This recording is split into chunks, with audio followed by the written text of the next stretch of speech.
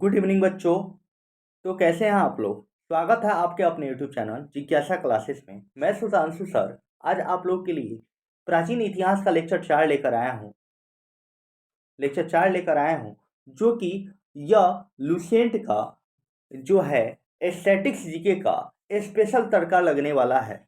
अब लुसेंट हम लोग 1 महीना में पूरा खत्म कर देंगे, जो कि यह लुसेंट का जो है चौथा नंबर क्लास है। यह लुसेंट का चौथा नंबर क्लास है और हर दिन हम नया टॉपिक लेकर आते हैं, एक नए जुनून के साथ आते हैं, एक नए जुनून के साथ आते हैं। और साथ साथ याद रखिएगा, यह क्लास आप लोगों के लिए अति महत्वपूर्ण रहेगा। आप चाहे कोई भी एग्जाम का प्रिपेयर कर रहे हैं जिसमें जीके जीएस आता है, जिसमें जीके जीएस आता है, उस एग्जाम के लिए यह टॉपिक वेरी वेरी इम्पोर्टेंट रहेगा। तो आप लोग यह क्लास को में अगर नए हो, मेरे यूट्यूब चैनल पर नए हो, तो आप अपने यूट्यूब चैनल को लाइक करें, सब्सक्राइब करें और शेयर जरूर करें। चलिए बिना देरी का क्लास स्टार्ट किया जाए।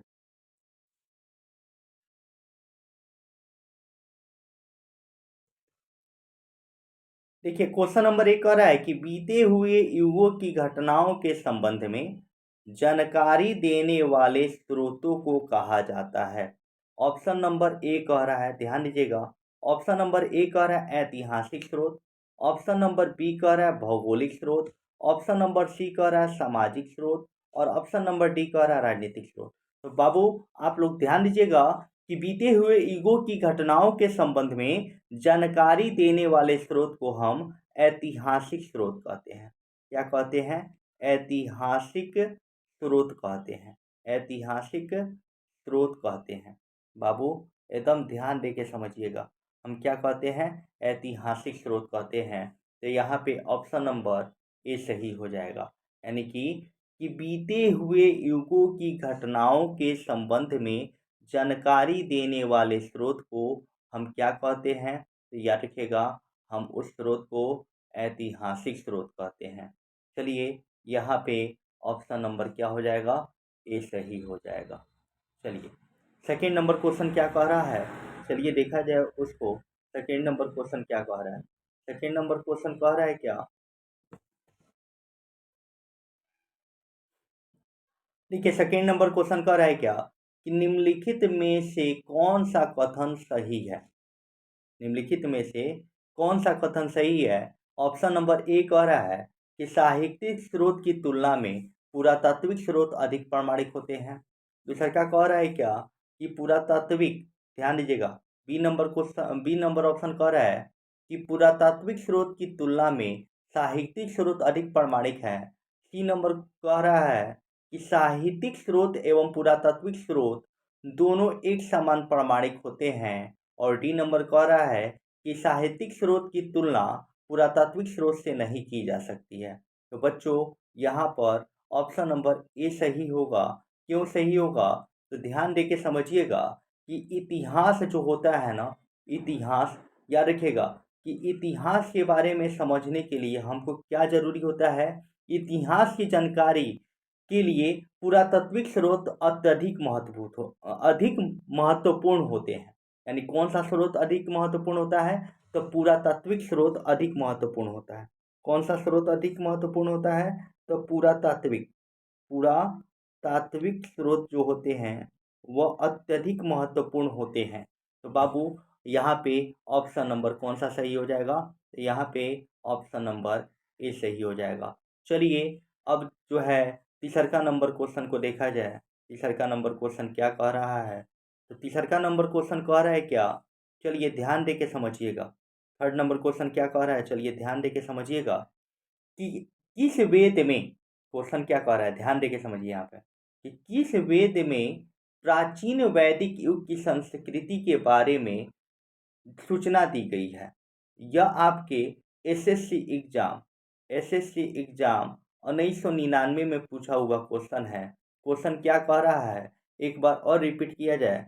क्वेश्चन कह रहा है क्या कि किस वेद में प्राचीन वैदिक युग की संस्कृति के बारे में सूचना दी गई है। तो याद रखिएगा यहाँ पे आपको ऑप्शन दिया है। ऑप्शन नंबर ए कह रहा है ऋग्वेद, ऑप्शन नंबर बी कह रहा है यजुर्वेद, ऑप्शन नंबर सी कह रहा है सामवेद, ऑप्शन नंबर डी कह रहा है अथर्ववेद। याद रखिएगा, आपको पता होना चाहिए कि ऋग्वेद में प्राचीन वैदिक युग, याद रखिएगा किस वेद में, ऋग्वेद में। कौन से वेद की बात करेंगे हम, ऋग्वेद। ऋग्वेद में, ऋग्वेद में प्राचीन वैदिक युग की संस्कृति, किस वेद की, तो प्राचीन वैदिक युग, प्राचीन वैदिक युग, प्राचीन वैदिक वैदिक युग की संस्कृति के बारे में, वैदिक युग की संस्कृति के बारे में, संस्कृति के बारे में सूचना दी गई है। याद रखिएगा, यहाँ पे ऑप्शन नंबर ए सही होगा। यहाँ पे कौन सा ऑप्शन सही हो जाएगा, तो ऑप्शन नंबर ए सही हो जाएगा। चलिए, यानी यहाँ पे ऑप्शन नंबर ए सही हो जाएगा, यानी ऑप्शन नंबर ए, यानी कौन सा वेद, तो ऋग्वेद। कौन सा वेद, तो ऋग्वेद, ऋग्वेद। याद रखिएगा। अब थर्ड क्वेश्चन देख लिए लो। अब चौथा क्वेश्चन देखा जाए। चौथा क्वेश्चन क्या कह रहा है, ध्यान दे के समझिएगा। चौथा नंबर क्वेश्चन क्या कह रहा है, चौथा नंबर क्वेश्चन कह रहा है क्या, ध्यान दीजिएगा, समझिएगा कि निम्नलिखित, क्या कह रहा है कि निम्नलिखित में कौन सा ग्रंथ श्रुति ग्रंथ का अंग नहीं माना जाता है। निम्नलिखित में कौन सा ग्रंथ कौन सा ग्रंथ श्रुति ग्रंथ का अंग नहीं माना जाता है। ऑप्शन नंबर ए कह रहा है संहिता, ऑप्शन नंबर बी कह रहा है ब्राह्मण, ऑप्शन नंबर सी कह रहा है उपनिषद, और ऑप्शन नंबर डी कह रहा है पुराण। ऑप्शन नंबर डी कह रहा है पुराण। तो आप लोग को पता होना चाहिए कि पुराण को, किसको, तो पुराण को जो है श्रुति ग्रंथ का अंग नहीं माना गया है। कौन से ग्रंथ का अंग नहीं माना गया है, श्रुति ग्रंथ का, श्रुति ग्रंथ का अंग नहीं माना गया है, का अंग नहीं माना गया है, अंग नहीं माना गया है, अंग नहीं माना गया है। यानी किस ग्रंथ का अंग नहीं माना गया है, तो श्रुति ग्रंथ का अंग नहीं माना गया है। किसको, तो पुराण को। पुराण को जो है श्रुति ग्रंथ का अंग नहीं माना गया है। तो यहाँ पे ऑप्शन नंबर डी सही होगा। चलिए नेक्स्ट क्वेश्चन को देखा जाए। नेक्स्ट क्वेश्चन क्या कह रहा है, चलिए देखिए यहाँ पे नेक्स्ट क्वेश्चन कह रहा है क्या, क्वेश्चन कह रहा है क्या कि निम्नलिखित में से कौन सा ग्रंथ यह दावा करता है, निम्नलिखित में कौन सा यह ग्रंथ दावा करता है कि जो उस ग्रंथ में है वह विश्व में है, और उस ग्रंथ में नहीं है वह विश्व में अलभ्य है। तो ऑप्शन नंबर ए कह रहा है ऋग्वेद, ऑप्शन नंबर क्या कह रहा है, A Rigveda, option number Yajurveda, option number C Samaveda, और ऑप्शन नंबर डी महाभारत। यहाँ पे ऑप्शन नंबर डी हो जाएगा महाभारत, महाभारत। याद रखिएगा, यानी यहाँ पे ऑप्शन नंबर डी सही हो जाएंगे। चलिए नेक्स्ट क्वेश्चन को देखा जाए। नेक्स्ट क्वेश्चन क्या कह रहा है कि नेक्स्ट क्वेश्चन कह रहा है, जो कि यह क्वेश्चन जो है एसएससी एग्जाम 2002 में पूछा हुआ है। यह क्वेश्चन जो है वह एसएससी एग्जाम 2002 में पूछा हुआ है। यह क्वेश्चन जो है वह एसएससी एग्जाम 2002 में पूछा है, आरआरबी एग्जाम 2005 में पूछा है, आरएएस और आरटीएस एग्जाम 2012 में पूछा हुआ यह क्वेश्चन है। कितने में पूछा हुआ क्वेश्चन है, 2012 में क्वेश्चन पूछा हुआ है। तो आप लोग विशेष स्तर पर आप ध्यान देके समझेंगे कि त्रिपिटक धर्म ग्रंथ है।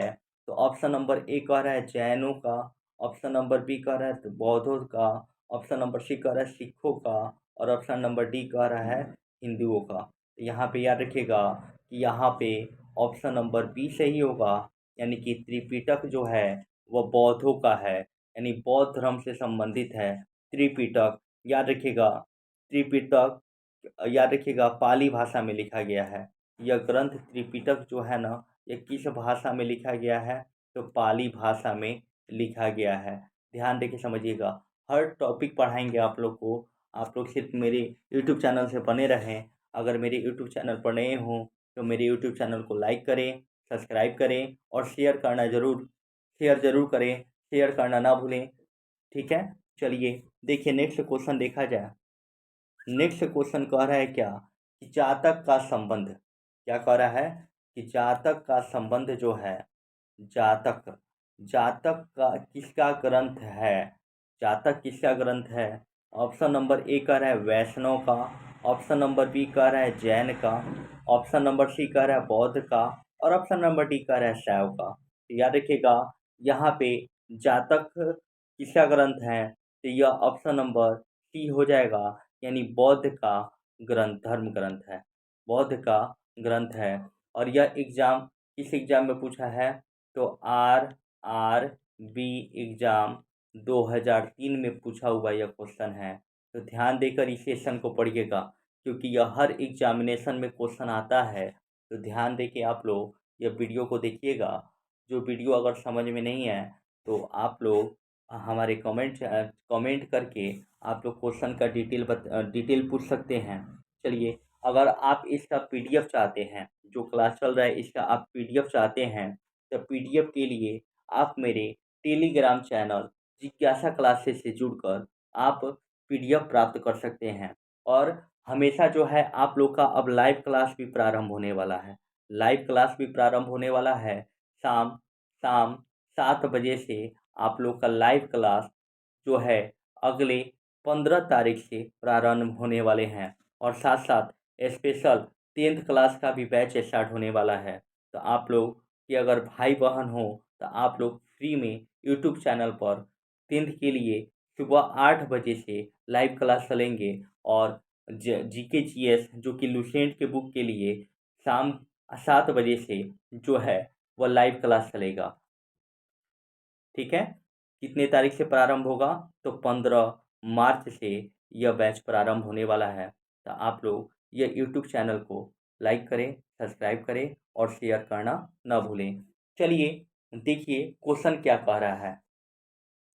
क्वेश्चन क्या कह रहा है, ध्यान देके समझिएगा। 8वां नंबर क्वेश्चन क्या कह रहा है कि ध्यान दीजिएगा। देखिए क्वेश्चन क्या कह रहा है, देखो क्वेश्चन कह रहा है क्या कि मिलिंद पन्हो यानी मिलिंद के प्रश्न राजा मिलिंद और किस बौद्ध भिक्षु के मत संवाद के रूप में है। ठीक है, तो यह UPSC एग्जाम 1997 में पूछा है। नेट JRF एग्जाम 2006 में पूछा हुआ क्वेश्चन है। तो ऑप्शन नंबर ए होगा Nagasena, option number B Nagarjuna, option number C Nagabhatta, option number D Kumarila Bhatta. यहाँ पे ऑप्शन नंबर एक सही होगा, यानी कि नागसेना। चलिए नेक्स्ट, चलिए 10वां नंबर क्वेश्चन देखा जाए क्या कह रहा है कि कौटिल्य के अर्थशास्त्र। देखिए 10वां नंबर क्वेश्चन कह रहा है क्या कि कौटिल्य के अर्थशास्त्र में किस पहलू पर प्रकाश डाला गया है। कह रहा है क्या कि कौटिल्य के अर्थशास्त्र में किस पहलू पर प्रकाश डाला गया है। यह BPSC एग्जाम 2002 में पूछा हुआ क्वेश्चन है। तो ध्यान देखिए बाबू, यह क्लास को देखिएगा, क्योंकि यह क्लास जो है अति महत्वपूर्ण है। और यह BPSC, UPSC, UPPSC, SSC, net JRF जितने भी एग्जामिनेशन होते हैं जिसमें GK GS आता है, वह अधिकांश जो होते हैं वह लुसेंट के बुक से होते हैं। तो आप लोग विशेष तौर पे यह क्लास को देख लीजिएगा। देखिए कह रहा ऑप्शन नंबर ए आर्थिक जीवन, ऑप्शन नंबर बी राजनीतिक नीतियाँ, ऑप्शन नंबर सी धार्मिक जीवन, और ऑप्शन नंबर सी जो है सामाजिक जीवन। यहाँ पे क्या कह रहा है, तो यहाँ पे जो हो जाएगा, यहाँ पे ऑप्शन नंबर जो हो जाएगा वह बी हो जाएगा, यानी कि राजनीतिक नीतियाँ। देखिए कौटिल्य के अर्थशास्त्र में राजनीतिक नीतियों के पहलू पर प्रकाश डाला गया है। यानी क्वेश्चन आप लोग ध्यान देंगे कि कौटिल्य का जो अर्थशास्त्र है ना, कौटिल्य का कौटिल्य का अर्थशास्त्र याद रखिएगा। कौटिल्य का अर्थशास्त्र में किसमें, तो अर्थशास्त्र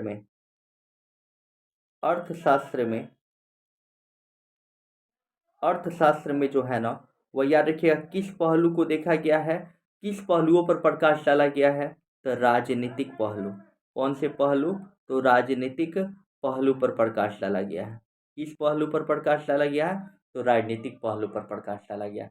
यानी कौटिल्य के अर्थशास्त्र में किस पहलू पर प्रकाश डाला गया है, तो राजनीतिक नीतियाँ पर प्रकाश डाला गया है। तो ऑप्शन नंबर यहाँ पे कौन सा सही हो जाएगा, तो ऑप्शन नंबर यहाँ पे बी सही हो जाएगा। चलिए नेक्स्ट क्वेश्चन को देखा जाए। नेक्स्ट क्वेश्चन क्या कह रहा है, चलिए देखा जाए। नेक्स्ट क्वेश्चन कह रहा है क्या कि कलहड़, क्या कह रहा है कि कलहड़ की पुस्तक का क्या नाम था। याद रखिएगा, कलहड़ की पुस्तक का नाम क्या है। क्वेश्चन क्या कह रहा है कि कलहड़ की पुस्तक का नाम क्या है। क्वेश्चन क्या कह रहा है जी कि कलहड़, कलहड़ की पुस्तक का नाम क्या है। चलिए बाबू आप यहाँ पे आ जाइए। कलहड़ की पुस्तक का नाम क्या है, कलहड़ की पुस्तक का नाम क्या है। यह भी जो है बीपीएससी एग्जाम 2011 में पूछा हुआ क्वेश्चन है। तो ऑप्शन नंबर ए कह रहा है अर्थशास्त्र, ऑप्शन नंबर बी कह रहा है इंडिका, ऑप्शन नंबर सी कह रहा है पुराण और ऑप्शन नंबर डी कह रहा है राजतरंगिणी। तो यहाँ पे आप लोग याद रखिएगा, कलहड़ के द्वार पुस्तक का नाम जो है राजतरंगिणी है। क्या है, राजतरंगिणी। याद रखिए कौन सा पुस्तक का नाम है राजतरंगिणी, किसकी पुस्तक का नाम है, तो कलहड़ की पुस्तक का नाम है राजतरंगिणी। और राजतरंगिणी के रचयिता जो है ना, वह याद रखिएगा, वह कश्मीरी इतिहासकार, ठीक है ना, थे। वह कौन से इतिहासकार थे, तो कश्मीरी इतिहासकार थे। चलिए यहाँ पे ऑप्शन नंबर जो हो जाएगा, याद रखिएगा कि कलहड़ की पुस्तक का नाम क्या था। याद रखिए कलहड़ की पुस्तक का नाम जो था वह राजतरंगिणी था। यानी यहाँ पे ऑप्शन नंबर डी सही हो जाएगा। ऑप्शन नंबर डी क्या हो जाएगा, सही हो जाएगा। चलिए नेक्स्ट क्वेश्चन देखा जाए। नेक्स्ट क्वेश्चन कह रहा है क्या, ध्यान देके समझिएगा, महाभाष्य के रचनाकार का नाम है। क्वेश्चन क्या कह रहा है, महाभाष्य के रचनाकार का नाम क्या है।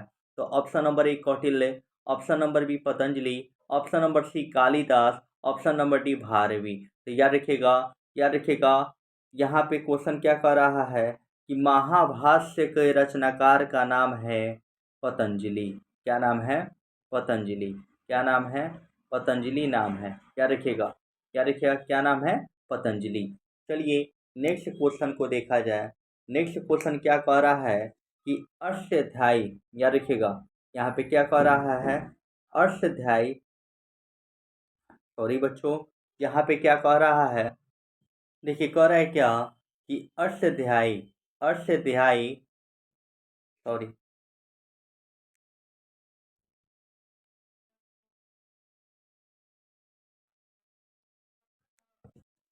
क्वेश्चन क्या कह रहा है बाबू कि अष्टाध्यायी किसके द्वारा लिखी गई थी, किसके द्वारा लिखी गई थी। यह एग्जाम जेपीएससी एग्जाम 2011 में पूछा हुआ क्वेश्चन है। क्वेश्चन क्या कह रहा है कि अष्टाध्यायी जो है किसके द्वारा लिखा गया। ऑप्शन नंबर ए कह रहा है Ved Vyas, option number B कह रहा है पाणिनि, और ऑप्शन नंबर सी कह रहा है सुखदेव, और ऑप्शन नंबर डी कह रहा है वाल्मीकि। आप लोग ध्यान दीजिएगा, यहाँ पे ऑप्शन नंबर बी सही हो जाएगा। क्या रखिएगा, अष्टाध्यायी जो है वो पाणिनि के द्वारा रचित किया गया है। और याद रखिएगा यहाँ पे बी नंबर ऑप्शन क्या हो जाएगा, सही हो जाएगा। चलिए नेक्स्ट क्वेश्चन देखा जाए। नेक्स्ट क्वेश्चन क्या कह रहा है, कालिदास द्वारा, क्या क्वेश्चन कह रहा है, कालिदास द्वारा, देखिए यहाँ पे कहाँ गया बाबू, यहाँ पे कि कालिदास द्वारा, द्वारा रचित मालकी काग्निमित्र, मालवी काग्निमित्र नाटक का नायक था। क्या रखिएगा, मालवी काग्निमित्र का नाटक का नायक था। यह यूपीएससी एग्जाम 1998 में पूछा हुआ क्वेश्चन है। तो बाबू यह क्वेश्चन किसी न किसी एग्जामिनेशन में पूछा हुआ है, तो आप लोग विशेष तौर पर यह क्लास को शेयर करेंगे। क्या रखिएगा, तो ऑप्शन नंबर ए कह रहा है Pushyamitra Shunga, option number B कह रहा है गौतमी पुत्र, या रखिए ऑप्शन नंबर सी कह रहा है अग्निमित्र, और ऑप्शन नंबर डी कह रहा है चंद्रगुप्त द्वितीय। तो यहाँ पे ऑप्शन नंबर सी होगा अग्निमित्र। कौन, अग्निमित्र, अग्निमित्र। याद रखिएगा, तो यहाँ पे ऑप्शन नंबर जो होगा सी सही होगा। याद रखिएगा अगला क्वेश्चन देखा जाए। अगला क्वेश्चन क्या कह रहा है, अगला क्वेश्चन को देखा जाए। अगला क्वेश्चन कह रहा है हर्षचरित्र, हर्षचरित्र जो है, हर्षचरित्र, हर्षचरित्र किसके द्वारा लिखी गई थी। यह एसएससी एग्जाम 2002 में पूछा हुआ क्वेश्चन है, बीपीएससी एग्जाम 2005 में पूछा हुआ क्वेश्चन है। तो ऑप्शन नंबर ए कह रहा है कालिदास का, ठीक है। ऑप्शन नंबर बी बाणभट्ट के द्वारा, ऑप्शन नंबर सी वाल्मीकि के द्वारा, ऑप्शन नंबर डी जो है वेद व्यास के द्वारा। तो यहाँ पे ऑप्शन नंबर बी सही हो जाएगा, यानी बाणभट्ट के द्वारा जो है ना, बाणभट्ट के द्वारा, बाणभट्ट के द्वारा जो है वह हर्षचरित जो है लिखा गया था। और याद रखिएगा, यह जो है, याद रखिएगा, अगला क्वेश्चन को देखा जाए, अगला क्वेश्चन क्या कह रहा है कि विक्रमा विक्रमांक चरित्र के रचनाकार किसके नाम, रचनाकार का नाम क्या है? ऑप्शन नंबर ए कह रहा है कलहड़, ऑप्शन नंबर बी कह रहा है विलहड़, ऑप्शन नंबर सी कह रहा है वाल्मीकि, ऑप्शन नंबर डी कह रहा है Ved Vyas. Option number D क्या कह रहा है? वेद व्यास। तो यहाँ पे ऑप्शन नंबर जो होगा वह विलहड़, आप लोग यानी कि बी नंबर ऑप्शन यहाँ पे क्या हो जाएगा? सही हो जाएगा, यानी आंसर क्या हो जाएगा? विलहड़। याद रखिएगा, यानी यहाँ पे ऑप्शन नंबर कौन सा सही हो जाएगा? तो बी सही हो जाएगा। आप लोग कॉपी कलम उठाकर जरूर इस टॉपिक को जरूर लिखते चलेंगे, क्योंकि यह एग्जामिनेशन में पूछने वाला क्वेश्चन है, चाहे वह बीपीएससी टीचर बहाली हो, ठीक है, या बीपीएससी का एग्ज़ाम हो, या एसएससी का एग्ज़ाम हो, या यूपीपीएससी का एग्ज़ाम हो, ठीक है, नेट जेआरएफ का एग्ज़ाम हो, नेट जेआरएफ का एग्ज़ाम हो, यूपी पुलिस का एग्ज़ाम हो, यूपी पुलिस का एग्ज़ाम हो, कोई भी एग्ज़ाम हो जिसमें जीके जीएस आता है, जिसमें जीके जीएस आता है, उसके लिए यह अति महत्वपूर्ण क्लास है। तो आप क्लास में अगर नए जुड़े हों तो आप मेरे यूट्यूब चैनल को लाइक करें, सब्सक्राइब करें और शेयर करना ना भूलें, और वीडियो को ज़रूर ज़्यादा से ज़्यादा मात्रा में शेयर करें। ठीक है, चलिए नेक्स्ट क्वेश्चन को देखा जाए। नेक्स्ट क्वेश्चन क्या कह रहा है, चलिए देखा जाए। नेक्स्ट क्वेश्चन कह रहा है क्या?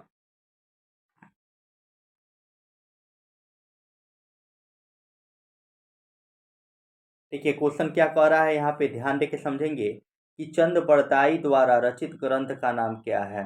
ऑप्शन नंबर ए कह रहा है पृथ्वीराज रास, ऑप्शन नंबर बी कह रहा है पृथ्वीराज विजय, ऑप्शन नंबर सी कह रहा है Parmal Raso, option number D कह रहा है विशल देव रासो।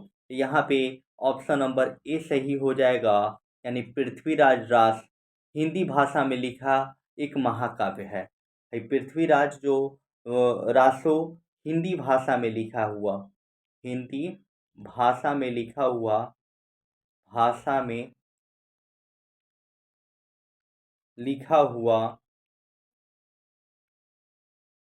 लिखा हुआ, ठीक है, एक महाकाव्य है, एक महाकाव्य है, महाकाव्य है, ठीक है, एक महाकाव्य है, ठीक है।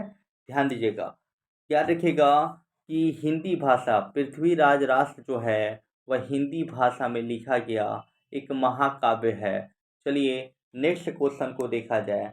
नेक्स्ट क्वेश्चन क्या कह रहा है? नेक्स्ट क्वेश्चन कह रहा है क्या कि निम्नलिखित, क्वेश्चन क्या कह रहा है ध्यान दे के समझिएगा। यहाँ पे कह रहा है क्या, निम्न में से कौन सिकंदर के साथ भारत आने वाला इतिहासकार नहीं था? यानी सिकंदर के साथ भारत आने वाले इतिहासकार कौन नहीं था, इसके बारे में हमको बताना है।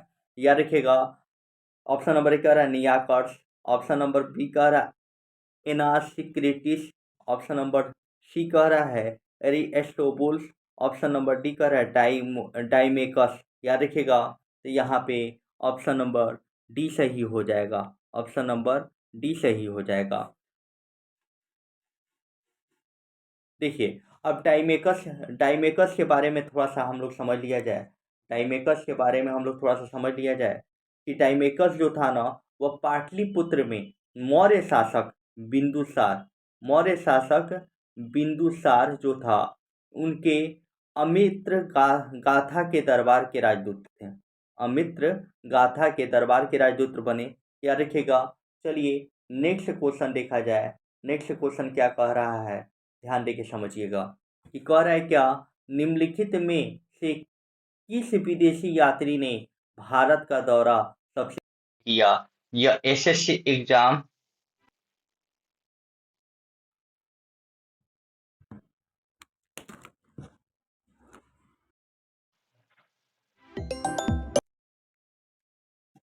देखिए यह एसएससी एग्जाम 2002 में पूछा हुआ क्वेश्चन है। क्वेश्चन का ऑप्शन नंबर एक कह रहा है मेगास्थनीज, ऑप्शन नंबर बी कह रहा है फायान, ऑप्शन नंबर सी कह रहा है वेंगसान, ऑप्शन नंबर डी कह रहा है इनसिंग। यहाँ पे आप लोग को ऑप्शन सही हो जाएगा, ध्यान दे के समझेंगे। यहाँ पे ऑप्शन नंबर जो है वह आप याद रखिएगा, एक बार क्वेश्चन याद रखिएगा कि निम्नलिखित में से किस विदेशी यात्री ने भारत का दौरा सबसे पहले किया। तो ध्यान दीजिएगा, यहाँ पे ऑप्शन नंबर जो हो जाएगा वो याद रखिएगा, ऑप्शन नंबर यहाँ पे हो जाएगा ये ये यानी कि ऑप्शन नंबर यहाँ पे ये हो जाएगा। यानी मेगास्थनीज जो थे ना, वह क्या किया था, विदेश का यात्रा जो है वो भारत का दौरा सबसे पहले किया था।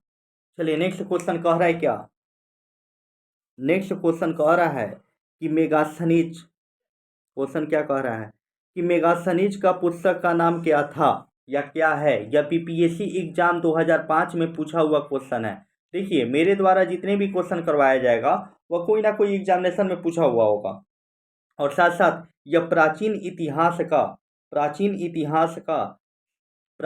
इतिहास का देसी तड़का चल रहा है। यानी कि कहने का तात्पर्य है कि प्राचीन इतिहास का एक भी क्वेश्चन जो यह वीडियो देख लेंगे उसका एक भी क्वेश्चन एग्जाम में नहीं छूटेगा। तो ध्यान देके क्लास को जरूर देखिएगा। यहाँ पे कह रहा है क्या कि मेगास्थनीज का पुस्तक का नाम क्या है। मेगास्थनीज का पुस्तक का नाम क्या है। ऑप्शन नंबर ए कह रहा है अर्थशास्त्र, ऑप्शन नंबर बी कह रहा है ऋग्वेद, ऑप्शन नंबर सी कह रहा है पुराण, ऑप्शन नंबर डी कह रहा है इनमें से कोई नहीं। तो यहाँ पे ऑप्शन नंबर डी हो जाएगा, यानी इंडिका। याद रखिएगा कौन सा पुस्तक है, तो इंडिका, इंडिका याद रखिएगा। अब इंडिका के बारे में देख लिया जाए। याद रखिएगा इंडिका, देखिए हम सबसे पहले देखेंगे इंडिका के बारे में। हम किसके बारे में देखेंगे, इंडिका के बारे में देखेंगे। अब हम इंडिका के बारे में थोड़ा सा जानेंगे। हम इंडिका, देखिए इंडिका ग्रीक लेखक मेगास्थनीज द्वारा मौर्यकालीन भारत का एक लेख है। यह मूल रूप से प्राप्त नहीं हुई है, परंतु इससे कुछ भाग परिवर्तित लेखकों के ग्रंथों से प्राप्त हुआ है। याद रखिएगा, ध्यान दीजिएगा। अगला क्वेश्चन को चला जाए, देखा जाए अगला क्वेश्चन कि क्वेश्चन क्या कह रहा है। क्वेश्चन क्या कह रहा है, देखिए अब ध्यान देके समझिएगा कि ज्योग्राफी की रचना किसने की थी। क्वेश्चन कह रहा है क्या कि ज्योग्राफी की रचना किसने की थी। ऑप्शन नंबर ए कह रहा है हेरोडोटस, ऑप्शन नंबर बी कह रहा है मेगास्थनीज, ऑप्शन नंबर सी कह रहा है एस्टेरबो, और ऑप्शन नंबर डी कह रहा है प्लिनी। याद रखिएगा, तो याद रखिएगा यहाँ पे ऑप्शन नंबर सी सही होगा, यानी एस्टेरबो के द्वारा जो है ज्योग्राफी की रचना किया गया था। अब चलिए नेक्स्ट क्वेश्चन को देखा जाए। नेक्स्ट क्वेश्चन कह रहा है क्या कि याद रखिएगा प्लिनी पुस्तक का नाम है, पुस्तक का नाम है। याद रखिएगा प्लिनी की पुस्तक का क्या नाम है। ऑप्शन नंबर ए कह रहा है हिस्ट्रीज, ऑप्शन नंबर बी कह रहा है Naturalis Historia, option number C कह रहा है ज्योग्राफी और ज्योग्राफिया, और ऑप्शन नंबर डी कह रहा है ज्योग्राफी। याद रखिएगा यह क्वेश्चन का आंसर हो जाएगा बी, यानी ऑप्शन नंबर बी सही होगा। यह नेचुरलिस्ट हिस्टोरिया जो है वो प्लिनी की पुस्तक का नाम है। चलिए नेक्स्ट क्वेश्चन देखा जाए। नेक्स्ट क्वेश्चन क्या कह रहा है, चलिए ध्यान दे के पढ़िएगा बाबू। क्वेश्चन नंबर 23 कह रहा है कि पेरीप्लस ऑफ, क्वेश्चन कह रहा है पेरीप्लस ऑफ एरिथ्रियन सी की रचना किसने की थी। याद रखिए एक रचना से क्वेश्चन एग्जाम में जरूर रहता है। ऑप्शन नंबर ए कह रहा है हेरोडोटस ने, ऑप्शन नंबर बी कह रहा है मेगास्थनीज ने, ऑप्शन नंबर सी कह रहा है एस्टर्बो ने, ऑप्शन नंबर डी कह रहा है अज्ञातनामा यूनानी लेखक ने। तो यहाँ पे याद रखिएगा, यहाँ पे ऑप्शन नंबर डी सही हो जाएगा। याद रखिएगा। चलिए अगला क्वेश्चन को देखा जाए। अगला क्वेश्चन क्या कह रहा है, चलिए ध्यान देके समझिएगा कि क्वेश्चन कह रहा है कि फयान जो है, फयान वह कहाँ का निवासी था।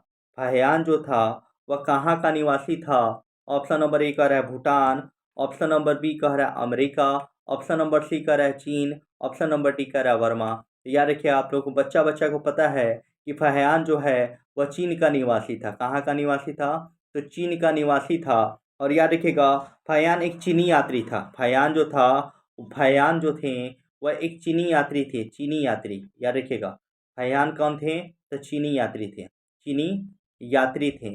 फयान कौन थे, तो चीनी यात्री थे। ठीक है, जो चंद्रगुप्त विक्रमादित्य के शासनकाल में भारत आया था।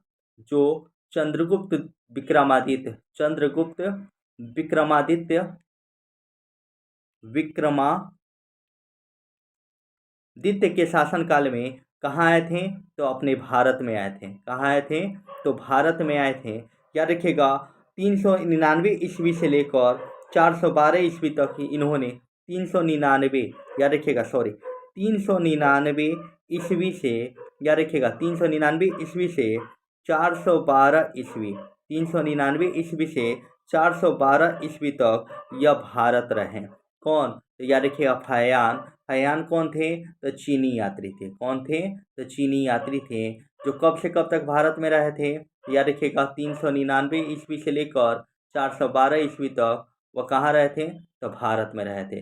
चलिए नेक्स्ट क्वेश्चन को देखा जाए। नेक्स्ट क्वेश्चन क्या कह रहा है कि फयान, अगला क्वेश्चन कह रहा है क्या? ध्यान दीजिएगा, फयान जो है यहाँ पे अगला क्वेश्चन कह रहा है फयान किसके शासनकाल में भारत आया था? फयान किसके शासनकाल में भारत आया था? यह एनडीए एग्जाम 2003 में पूछा हुआ क्वेश्चन है। चलिए ऑप्शन नंबर ए कह रहा है चंद्रगुप्त प्रथम, ऑप्शन नंबर बी कह रहा है अशोक, ऑप्शन नंबर सी कह रहा है हर्षवर्धन और ऑप्शन नंबर डी कह रहा है चंद्रगुप्त द्वितीय। तो यहाँ पे ऑप्शन नंबर डी हो जाएगा चंद्रगुप्त द्वितीय। तो फयान जो है ना, याद रखिएगा फयान जो है, याद रखिएगा कि फयान एक चीनी यात्री था। फयान जो था चीनी यात्री था। याद रखिएगा वह चंद्रगुप्त विक्रमादित्य के शासनकाल में भारत आया था और वह 399 से लेकर, याद रखिएगा 399 से लेकर जो है वो याद रखिएगा कब तक शासन किया था? याद रखिएगा 399 ईस्वी से लेकर याद रखिएगा 400। देखिए अगला क्वेश्चन, देखिए यहाँ पे अगला क्वेश्चन क्या कह रहा है कि हर्षवर्धन के समय में कौन चीनी यात्री भारत आए थे? क्वेश्चन क्या कह रहा है, ध्यान देके समझिएगा। क्वेश्चन कह रहा है क्या हर्षवर्धन के समय में कौन सा चीनी यात्री भारत आया था? यह एसएससी एग्जाम 2001 में क्वेश्चन पूछा हुआ है। आरआरबी एग्जाम 2004 में क्वेश्चन पूछा हुआ है। ऑप्शन नंबर ए कह रहा है फयान, ऑप्शन नंबर बी कह रहा है इनसिंग, ऑप्शन नंबर सी कह रहा है मेगास्थनीज, ऑप्शन नंबर डी कह रहा है वेंसा। तो याद रखिएगा यहाँ पे ऑप्शन नंबर डी सही हो जाएगा। याद रखिएगा अगले क्वेश्चन को देखा जाए। अगला क्वेश्चन क्या कह रहा है कि 9वीं शताब्दी, क्या कह रहा है 9वीं सदी में भारत, 9वीं सदी में भारत 9वीं सदी में भारत आए अरब यात्री सुलेमान ने किस साम्राज्य को रुहमा कहकर संबोधित किया? ऑप्शन नंबर ए पाल, ऑप्शन नंबर की कह रहा है प्रतिहार, ऑप्शन नंबर सी कह रहा है राष्ट्रकूट और ऑप्शन नंबर डी कह रहा है सेन। यहाँ पे ऑप्शन नंबर ए सही हो जाएगा, यानी कि पाल, ठीक है ना, को सुलेमान ने जो है 9वीं शताब्दी में रुहमा कहकर संबोधित किया था। चलिए नेक्स्ट क्वेश्चन को देखा जाए। नेक्स्ट क्वेश्चन क्या कह रहा है? क्वेश्चन नंबर याद रखिएगा 28। क्वेश्चन नंबर 28 क्या कह रहा है? यह 28 नंबर जो क्वेश्चन है वह आरआरबी एग्जाम 2004 में पूछा हुआ है। आरआरबी एग्जाम 2004 में, आरआरबी एग्जाम 2005 में, जेपीएससी एग्जाम 2010 में पूछा हुआ क्वेश्चन है। क्वेश्चन क्या कह रहा है कि अल बरेनी किसके शासनकाल में इतिहासकार था? Option number A Mahmud Ghaznavi, option number B Balban, option number C Akbar, option number D Muhammad bin Tughlaq. तो यहाँ पे याद रखिएगा मोहम्मद गजनबी, यानी कि यहाँ पे याद रखिएगा किसके शासनकाल में? तो मोहम्मद गजनबी, यानी यहाँ पे ऑप्शन नंबर क्या हो जाएगा? ए सही हो जाएगा। चलिए नेक्स्ट क्वेश्चन को देखा जाए। नेक्स्ट क्वेश्चन क्या कह रहा है? यात्री इब्न बतूता, याद रखिएगा क्वेश्चन क्या कह रहा है? यात्री इब्न बतूता कहाँ से आया था? और यात्री इब्न बतूता कहाँ से आया था? यह याद रखिएगा, ये क्वेश्चन यह भी पूछता है जरूर, कोई भी एग्जाम हो, चाहे वह एसएससी हो, चाहे बीपीएससी हो, चाहे यूपीएससी हो, चाहे कोई भी एग्जाम हो, बीपीएससी टीचर हो, यूपी पुलिस हो, ठीक है, एसएससी जीडी हो, कोई भी एग्जामिनेशन हो जिसमें जीके जीएस आता है, उसमें एक क्वेश्चन यह रहता है कि कौन सा यात्री किसके शासनकाल में आया था, कहाँ आया था, यह क्वेश्चन जरूर आता है। चलिए यह एसएससी एग्जाम 2002 में पूछा हुआ है, आरआरबी एग्जाम 2005 में पूछा हुआ क्वेश्चन है। क्वेश्चन नंबर 29 का क्या कह रहा है? क्वेश्चन कह रहा है क्या कि यात्री इब्न बतूता कहाँ से आया था? ऑप्शन नंबर ए कह रहा है मोरको, ऑप्शन नंबर ए क्या कह रहा है मोरको, ऑप्शन नंबर बी कह रहा है फारस, ऑप्शन नंबर सी कह रहा है तुर्की, ऑप्शन नंबर डी कह रहा है मध्य एशिया। तो यहाँ पे आप लोग याद रखिएगा कि ऑप्शन नंबर ए सही होगा। इब्न बतूता एक विद्वान अफ्रीकी यात्री थे। इब्न बतूता के बारे में समझिएगा, ध्यान दीजिएगा। इब्न बतूता जो थे ना, यहाँ पे ध्यान दीजिएगा।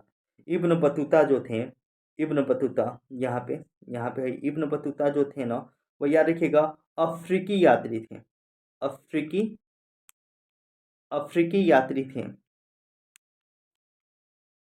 अफ्रीकी यात्री थे जिनका जन्म, यानी कि इब्न बतूता का जन्म जो है 24 फरवरी 1304 ईस्वी में हुआ। 1304 ईस्वी में हुआ था। याद रखिएगा, वो उत्तर अफ्रीका के, कहाँ हुआ था? तो उत्तर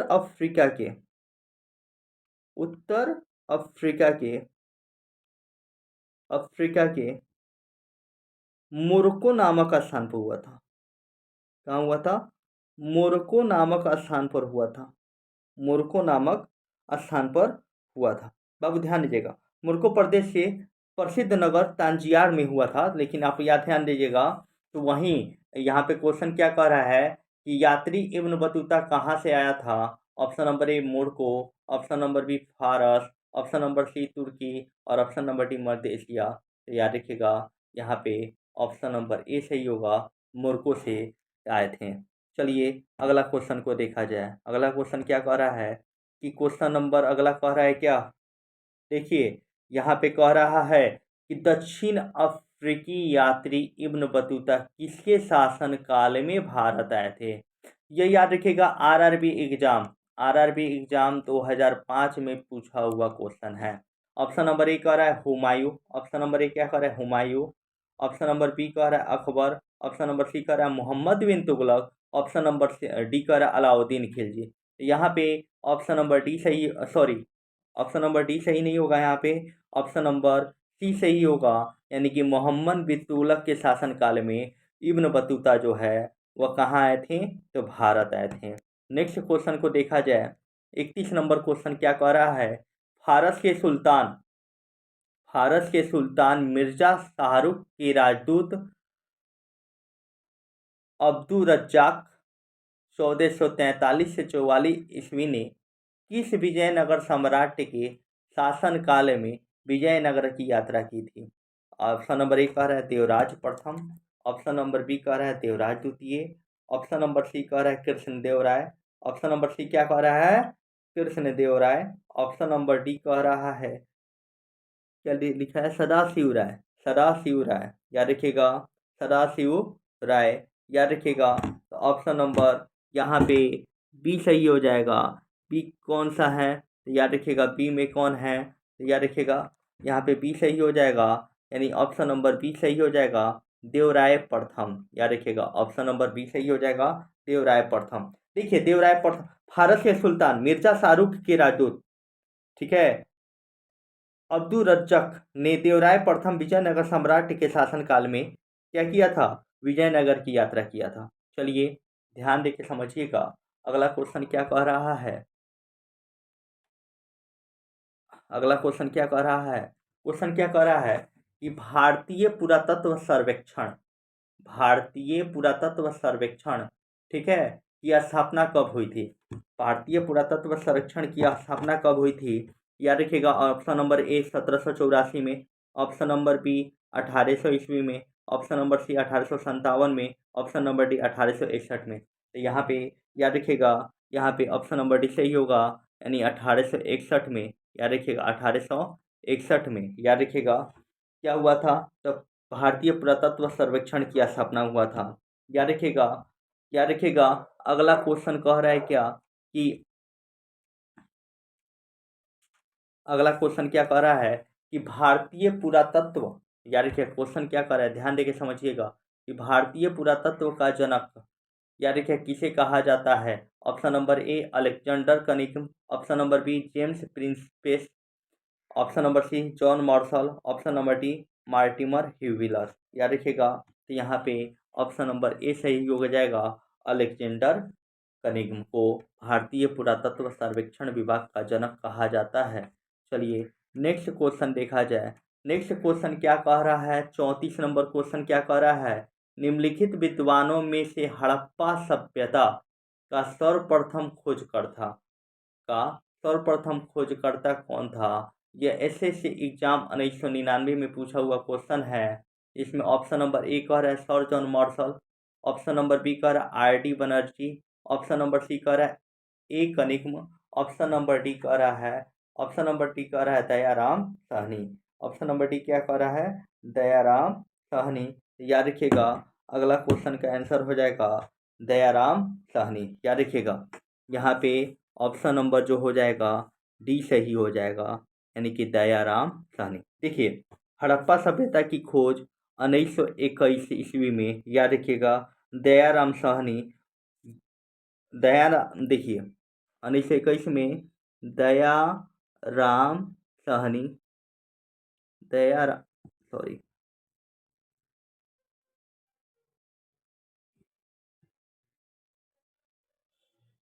दयाराम साहनी, ठीक है, दयाराम साहनी और माधव स्वरूप वत्स द्वारा किया गया था। याद रखिए हड़प्पा सभ्यता की खोज प्रथम असली हड़प्पा है, याद रखिएगा, यानी कि यह किसके द्वारा किया गया था? तो दयाराम साहनी के द्वारा। कब किया गया था? 1921 में।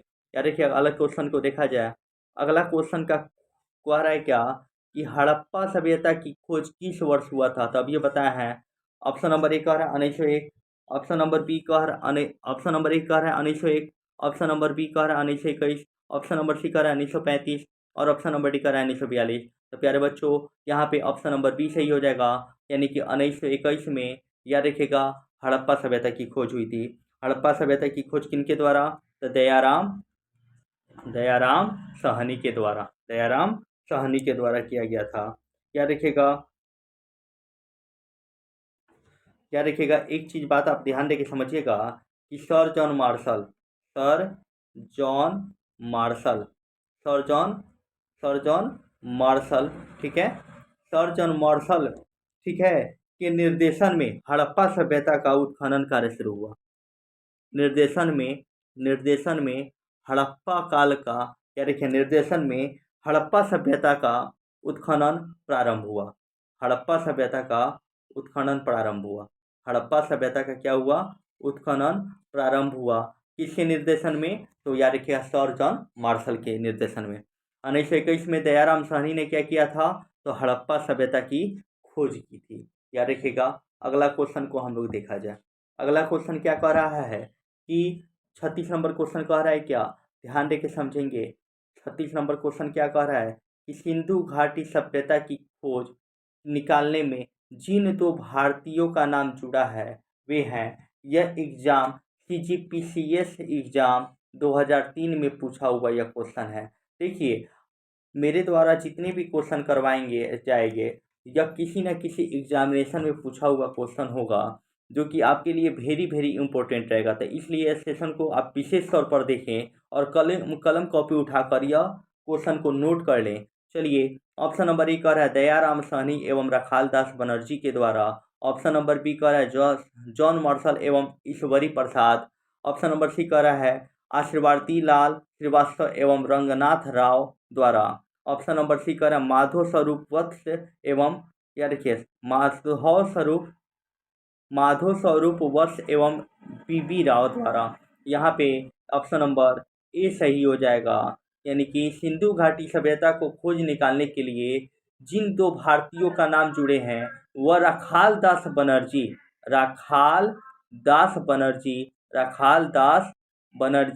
और जो हैं वह दयाराम साहनी है। राखाल दास बनर्जी और दयाराम साहनी। याद रखिएगा अगले क्वेश्चन को देखा जाए, क्योंकि लास्ट 4 क्वेश्चन और हैं। 4 क्वेश्चन में आप लोग इसका अगर आंसर आप लोग को समझ में नहीं आ रहा होगा तो आप लोग आंसर ज़रूर आप लोग कमेंट लिखेंगे जो टॉपिक समझ में नहीं आ रहा होगा। देखिए 37 नंबर क्वेश्चन क्या कह रहा है, इसको देखा जाए। 37 नंबर कह रहा है क्या हड़प्पा एवं मोहनजोदड़ो। याद रखिए क्वेश्चन क्या कह रहा है, 37 नंबर क्वेश्चन क्या कह रहा है कि हड़प्पा एवं मोहनजोदड़ो की पुरातात्विक खुदाई के प्रभारी कौन थे। देखिए यह एग्जाम RAS और RTS एग्जाम 1998 में पूछा हुआ क्वेश्चन है। अब ध्यान दीजिएगा यह क्वेश्चन का आंसर हो जाएगा, याद रखिएगा यह क्वेश्चन का आंसर हो जाएगा ऑप्शन नंबर आगे देखा जाए, ऑप्शन क्या क्या कह रहा है। ऑप्शन कह रहा है ए में Lord Macaulay. Option number A क्या कह रहा है, Lord Macaulay. Option number A क्या कह रहा है, Lord Macaulay. Option number B क्या कह रहा है, sir John Marshall. Option number B क्या कह रहा है, sir John Marshall. Option number B क्या कह रहा है, सर जॉन मार्शल। देखिए अगला नंबर देखा जाए, ऑप्शन नंबर ए क्या कह रहा है, Lord Lord Macaulay. Option number B कह रहा है sir John Marshall. Option number C कह रहा है लाई क्लाइव। और ऑप्शन नंबर डी का कर्नल डार्ट। यहाँ पे हो जाएगा option number B, sir John Marshall. याद रखिएगा, सर जॉन मार्शल। अगला क्वेश्चन क्या कह रहा है, अगला क्वेश्चन कह रहा है क्या, अगला क्वेश्चन कह रहा है क्या, ध्यान दीजिएगा। अगला क्वेश्चन क्या कह रहा है कि न्यूमिस्मेटिक्स क्या है। यह आरआरबी एग्जाम 2004 में पूछा हुआ क्वेश्चन है। ऑप्शन नंबर ए कह रहा है प्राचीन पांडुलिपि का अध्ययन। ऑप्शन नंबर बी कह रहा है सिक्कों व धातुओं का अध्ययन। ऑप्शन नंबर डी सी कह रहा है तालपत्रों का अध्ययन। और ऑप्शन नंबर डी कह रहा है त्राम का अध्ययन। यहाँ पे आप लोग ध्यान दीजिएगा, न्यूमिस्मेटिक्स का अर्थ होता है मुद्रा शास्त्र। क्या होता है, मुद्रा शास्त्र। तो यहाँ पे सीधे मुद्रा शास्त्र अर्थ अगर समझ गए, यहाँ पे सीधे आप समझिएगा सर, यहाँ पे सिक्कों व धातुओं का अध्ययन होता है। मुद्रा शास्त्र का अर्थ क्या होता है, तो सिक्कों और याद रखिएगा धातुओं का अध्ययन ही मुद्रा शास्त्र का अर्थ होता है। चलिए ध्यान दीजिएगा, अगला क्वेश्चन क्या कह रहा है, एशिया माइनर स्थिति। एशिया माइनर स्थिति, माइनर स्थिति बेगाज कोई का महत्व इसलिए है कि यह बीपीएससी एग्जाम 1994 में पूछा हुआ क्वेश्चन है और नेट जेआरएफ 2012 में पूछा हुआ क्वेश्चन है। तो ऑप्शन नंबर ए कहेगा वहाँ से जो अभिलेख प्राप्त हुए हैं उनमें 4 वैदिक देवताएं इंद्र, वरुण, मित्र और नत्स्य का उल्लेख मिलता है। ऑप्शन नंबर बी मध्य एशिया व तिब्बत के बीच महत्वपूर्ण व्यापारिक केंद्र था। ऑप्शन नंबर सी वेद के मूल ग्रंथ की रचना यही हुई थी। ऑप्शन नंबर डी इनमें से कोई नहीं। तो यहाँ पे ऑप्शन नंबर ए सही हो जाएगा। वहाँ से जो अभिलेख प्राप्त हुए हैं उनमें 4 वैदिक देवताओं इंद्र, वरुण, मित्र और नास्त्य का उल्लेख मिलता है। तो यहाँ पे ऑप्शन नंबर ए सही हो जाएगा। चलिए नेक्स्ट क्वेश्चन को देखा जाए। नेक्स्ट क्वेश्चन जो कि यह लास्ट क्वेश्चन है, जो कि यह क्या है, लास्ट क्वेश्चन है। अगर मेरे यूट्यूब चैनल पर नए हो तो मेरे यूट्यूब चैनल को लाइक करें, सब्सक्राइब करें और शेयर ज़रूर करें। यह लास्ट क्वेश्चन है आज क्लास का, यह लास्ट क्वेश्चन है। क्वेश्चन क्या कर रहा है कि अशोक के शिलालेख को पढ़ने वाले प्रथम अंग्रेज कौन थे। अशोक के शिलालेख को पढ़ने वाले प्रथम अंग्रेज कौन थे।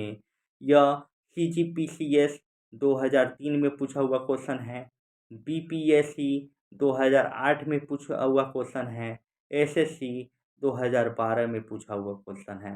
ऑप्शन नंबर ए कर है John Tower. Option number B कर है हैरी स्मिथ।